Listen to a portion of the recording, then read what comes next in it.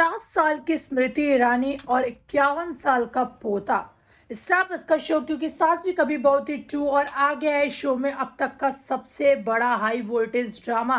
कहे तो सबसे बड़ा सीन, सबसे बड़ा ट्रैक शो में आ गया है। जैसे कि आप सब जानते हैं, शो में हो चुकी है अंश के बेटे की एंट्री, जो कि आकाशदीप सहगल ही उसको निभा रहे हैं, यानी अंश गुजराल के दूसरे बेटे की एंट्री हो चुकी है। जैसे कि पहले एक बेटा था उनका एकलव्य, अब दूसरा बेटा जो है फिर से जो है यहाँ पे वापसी हो चुकी है, जो कि रियांश गुजराल है, रियो गुजराल है, जिनकी शो में एंट्री हो गई है, जिसे लेकर फैंस तरह तरह की बातें कर रहे हैं। फैंस को जो है एंट्री कुछ खास नहीं लगी है, फैंस जो है इसको पसंद नहीं कर रहे हैं। फैंस का ये कहना है कि ये जो लुक है ये उनको पसंद नहीं आया है, फैंस उनको पुराने लुक में ही देखना चाहते हैं। साथ ही फैंस का ये भी कहना है कि स्मृति ईरानी खुद 50 की और 51 साल का पोता है, तो ये बात उन्हें कुछ जमी नहीं है। तो जिसके ऊपर अब आकाशदीप सहगल ने खुद जो है बहुत बड़ी इन्होंने सफाई दी है। उन्होंने इसके बारे में बातचीत करते हुए बताया है आकाशदीप सहगल, क्योंकि सास भी कभी बहू थी 2 दुनिया के एक नए किरदार में वापसी कर रहे हैं।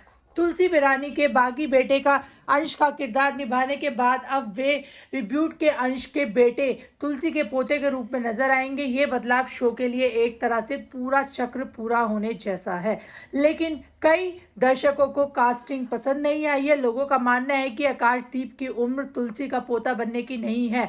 आकाशदीप ने इसको क्रिएटिव कदम बताते हुए बताया है। उन्होंने दिलचस्प बात यह है कि शो में पहले सीजन में अंश को उसकी ऑन स्क्रीन मां तुलसी का रोल ने जो है उन्होंने गोली मार दी थी। तो साथ ही अब आपको बता दें, यहाँ पर जिस तरह से आकाशदीप सहगल से बात की गई, जब उनसे पूछा गया तो जिसमें वो कहते हैं, उनसे बात करी गई उनके पोते के बारे में, तो वो बोलते हैं यह एक अद्भुत बदलाव है।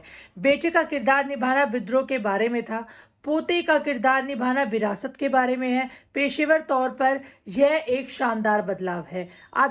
आध्यात्मिक रूप से यह इसका स्मरण दिलाता है कि भले ही दरवाजे पर नाम बदल जाए, लेकिन अभिनय की आत्मा वहीं रहती है। इसे एक पूरा चक्र बताते हुए आकाशदीप ने एकता कपूर के शो में रियांश के रोल पर भी बात करी है, जिसमें वो कहते हैं जब एकता का कॉल करती हैं तो यह सिर्फ एक ऑफर नहीं होता, यह एक नजरिया होता है। हमने साथ मिलकर इतिहास रचा है।